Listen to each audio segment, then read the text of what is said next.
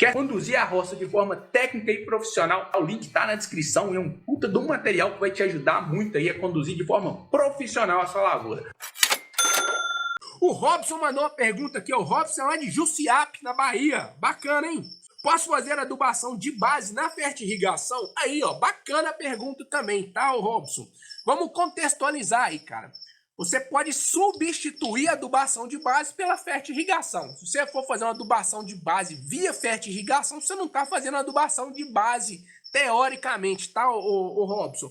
Mas você pode fazer a substituição sim. É uma tática que você tem de fazer esse tipo de operação. Contudo, entretanto e porém, vale destacar o seguinte: a adubação de base, o principal nutriente que a gente precisa garantir nela é justamente as aplicações de fósforo. Se você vai substituir a adubação de base por uma adubação via fertirrigação, você vai ter que entrar pesado com as aplicações de MAP ou DAP aí na sua fertirrigação. E normalmente esses nutrientes são mais caros, tá, do que a adubação convencional, mas que você pode substituir, você pode sim.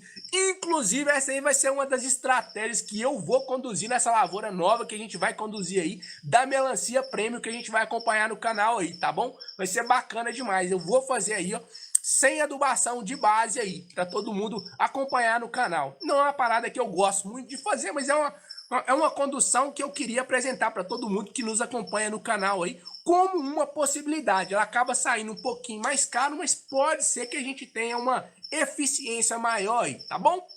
Almir Pires, a melancia precisa de quantos litros de água por dia em um solo arenoso, na fase de pegamento dos frutos? Almir, sua pergunta ela é muito comum aqui, tá? Eu quase praticamente em toda live alguém me pergunta a respeito de manejo de água. Vamos lá. Normalmente solos arenosos eles tendem a realmente necessitar de mais água, porque a água acaba infiltrando muito mais aí. Inclusive é uma característica que a raiz da melancia, é uma questão fisiológica da planta da melancia, que ela gosta muito desse tipo de solo bem drenado. Então é o seguinte, na fase de pegamento de frutos, assim como todas as outras também, tá? Não é bom a gente deixar ele sentir falta de água, porque quando ele tem falta de água, normalmente a gente tem quebra de produtividade. Mas você também não pode ter água em excesso, tá? Eu não posso te falar a quantidade de litros de água. Então o que eu posso te falar é o seguinte: você tem que estar atento para você manter o seu solo sempre úmido, mas nunca encharcado, tá, Almir? Então esse é que é o segredo aí que eu posso te dar. Não deixa ele ficar seco demais e não deixa ele ficar encharcado demais também, tá? Então uma dica boa ali para você ver se você está molhando bem a sua lavoura, se atenta porque a planta acaba avisando isso aí para o produtor que tem um olho mais clínico e mais refinado. Se ela estiver murchando muito durante o dia ali, ó, fica atento porque normalmente está faltando água na lavoura, tá? Então essa é uma dica que eu posso te dar. Uma outra dica aí é sempre estar tentando fazer o teste da massinha, tá? Então sempre que você chega na lavoura ali, a hora que você está com aquela dúvida se tem pouca água ou se está com muita água, cava ali, ó, perto da raiz do pé da melancia ali, uns 15 a 20 centímetros ali, faz uma massinha na mão. Se a água estiver escorrendo, tem água demais, tá? Se você abriu o bolinho da massinha ali e a massinha tá esfarelando, normalmente é água de pouco. Essa é uma dica bem simples aí que normalmente funciona muito bem, tá, Almir? Então fica atento com relação a isso aí. Eu não consigo te passar uma quantidade, mas com essas dicas aí eu tenho certeza que pode te ajudar muito, tá bom? Matheus, com Bravonil e Ridomil, fungicidas, dá para tirar uma roça de abóbora tranquilo na parte de fungos? Ô Fernando, se eu entendi bem a sua pergunta é o seguinte, você está fazendo essa pergunta aí para conduzir a lavoura inteira aí com apenas 2 produtos aí. Apesar do Bravonil e do Ridomil serem excelentes produtos aí, cada um para sua definição aí, é o seguinte, eu acho pouco defensivo aí, até porque você tem que considerar aí o Ridomil. O Ridomil ele é uma arma letal contra o míldio, turma, mas só que você não pode usar o Ridomil de forma indiscriminada, porque o que acontece? Senão, a hora que você precisar dele de verdade, ele deixa de fazer efeito e não funciona mais. Então, o Ridomil não faz sentido você colocar ele ali num programa fitossanitário para trabalhar no preventivo. Eu, pelo menos, gosto de trabalhar com Ridomil sempre como uma medida curativa. Quando você já viu que você tem a presença do míldio, você já trabalhou com produtos ali mais brandos para o ataque do míldio, você já tentou trabalhar com Bravonil, você já tentou trabalhar com Revus, aí sim, você não conseguiu controlar, aí você entra com remédio letal aí para o controle do míldio aí, que no caso é o Ridomil, tá? Então, essa é a minha dica aí, tá, Rodrigo? Eu, sinceramente, acho aí que não são bons produtos aí para você escolher fazer uma lavoura só com esses dois produtos, não, tá? Tem tudo para você ter problema aí, tá bom? Uso de água.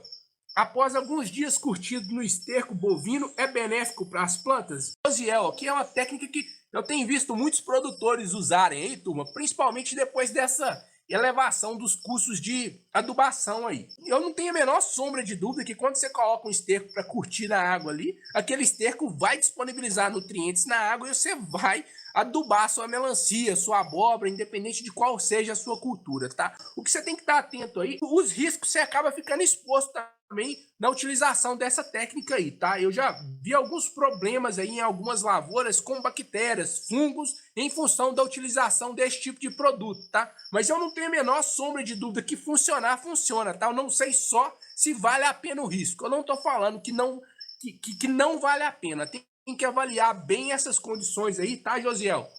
Mas de fato aí, em épocas que a gente tem adubo aí na gaia do pau, igual tá aí agora, muitos produtores têm trabalhado com esse tipo de técnica aí. E até me perguntaram aí se uma fonte de fósforo aí, ó, na fertirrigação tá aí, ó. Isso aí é uma aplicação aí que eu tenho certeza absoluta que você disponibiliza fósforo aí. Aquele fósforo, ele dilui na água ali e acaba alimentando a planta ali sim, tá bom? A gente tem que estar atento aí com relação a essa questão de bactérias e fungos aí nessa água aí. Então, é só esse que é o detalhe que a gente tem que avaliar muito bem aí, mas eu não estou falando que funciona e quer dizer, não estou indiscriminando a utilização desse tipo de técnica, tá? Tem produtores aí que tiveram problema, mas tem outros produtores aí que conseguiram reduzir de forma até expressiva os custos com aquisição de adubo utilizando essa técnica aí, tá? E é um adubo bem mais barato aí sim.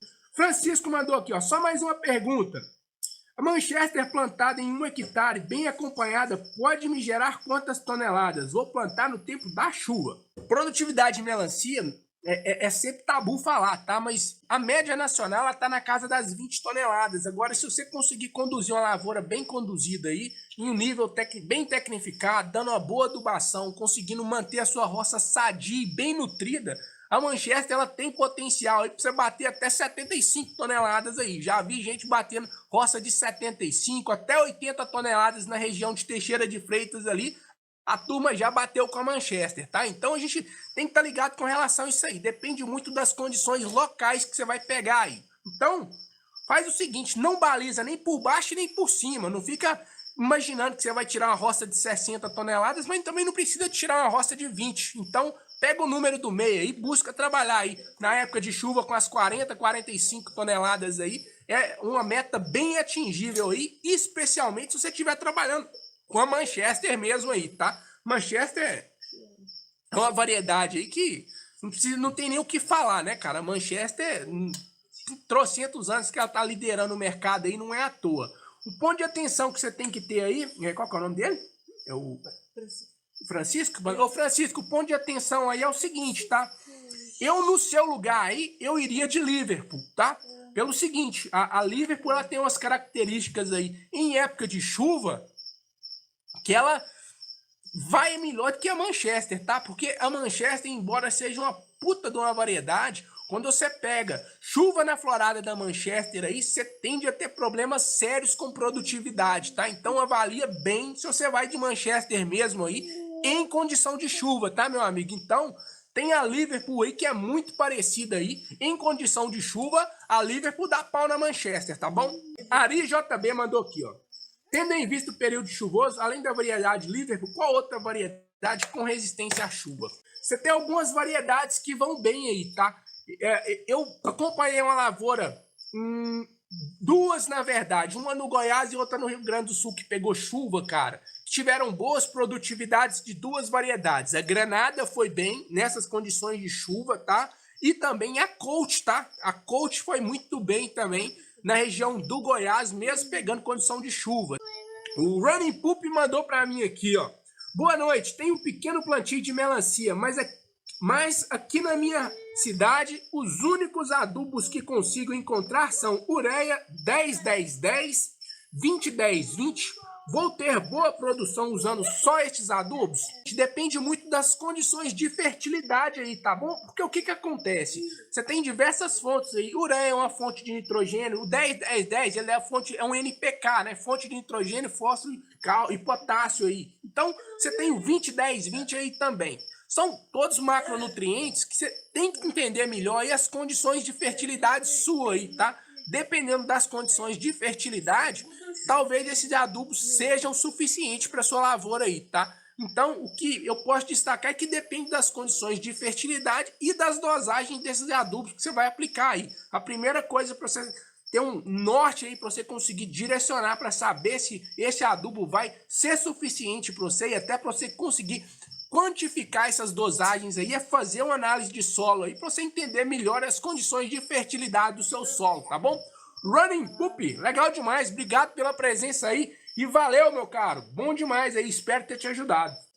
Marcos Vinícius tá na live aí, não sei se é o mesmo Marcos Vinícius que mandou pra gente aqui, é o seguinte, ó. Matheus, me fala por que você disse que a Top Gun é mais fácil de ser conduzida. Eita, que pergunta boa, tá, Marcos? Deixa eu beber uma água aqui que a gente vai explanar esse assunto aqui agora.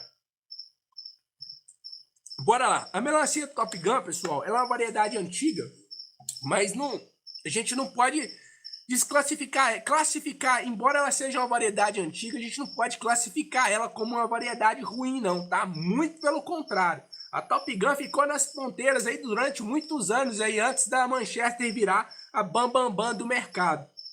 E ela continua sendo uma boa variedade até hoje, especialmente para pequenos produtores. E vou te falar o motivo pelo qual eu gosto tanto da Top Gun para pequenos produtores. O desenvolvimento inicial da Top Gun, Marcos, ele é um desenvolvimento muito mais acelerado. Ela é uma melancia que nasce com muito mais vigor, principalmente se você for comparar com a Manchester, tá? A Top Gun dá um baile de desenvolvimento ali na Manchester. A primeira coisa que você pode avaliar é até o tamanho de semente. Você pega uma semente da Top Gun, ela é quase que o dobro do tamanho da semente da Manchester. Então, até por isso, ela já é uma variedade que ela tem mais nutrientes na semente ali, faz com que ela nasça com mais vigor, ela nasce uma melancia mais forte. E essa fase inicial da melancia, a gente tem que entender que é uma fase muito crítica ali, porque ela nasce muito sensível. Qualquer pragazinha, qualquer vento, qualquer fungo que chega ali, ela senta o porrete e derruba, entendeu? Aí, você tendo uma variedade que ela nasce com mais vigor, você tende a ter um stand de pegamento um pouco melhor ali, tá? Então, por isso até eu gosto tanto da Top Gun para produtores iniciantes ali. Aquela fase inicial é uma fase muito crítica e o cara que não tem domínio sobre a técnica da produção ali, se ele vacilar, ele acaba perdendo a roça logo de início. Então a Top Gun, para quem tá iniciando ali, ela é mais fácil de se conduzir, sim, principalmente em função da germinação. Além dela ter outras características aí, Brix dela é melhor do que o da Manchester, ela dá mais doce, ela não dá o mesmo padrão, mas normalmente ela dá mais frutos do que a Manchester, apesar de ser frutos menores ali. Então, tem que avaliar muito bem isso aí, tá? Tem uma série de características que faz com que a Top Gun seja até hoje uma boa variedade aí. Eu, particularmente, para pequenos produtores aí, acho até que é uma melhor alternativa do que a própria Manchester. Roça não é brincadeira, tem que ser levada a sério. Para quem tá procurando conduzir roça em nível profissional na cultura da melancia, tem o nosso curso aí. Lá não tem nada de antena de barata com perna de grilo não, hein? Já tô avisando, o negócio nosso aqui é sério e é profissional. Larga essa turma aí da antena de grilo, perna de barata, sei lá que diabo que é isso, e vamos conduzir o negócio de forma séria. Estamos à disposição aí. Quer conduzir a roça de forma técnica e profissional?